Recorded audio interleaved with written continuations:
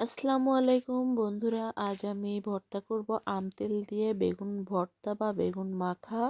তো এই যে দেখো, আমি মরিচ এবং বেগুন সিদ্ধ করে নিয়ে বাটনাতে বেটে নিচ্ছি। এরপর এখানে আম তেল অর্থাৎ আমের আচারের যে তেলটা, সেই তেলটা দিয়েছি। সাথে ধনিয়া পাতা কুচি করে কেটেছি, পেঁয়াজ কুচি করে কেটে দিয়েছি।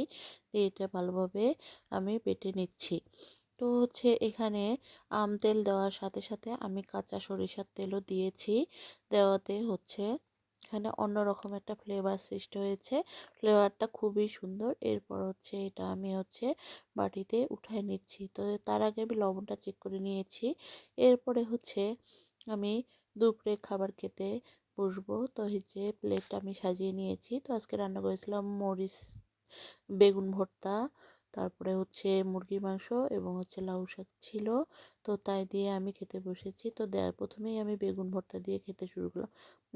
সেই মজা হয়েছে। তোমরা একবার খেয়ে দেখো, আম তেল দিয়ে বেগুন ভর্তা খুব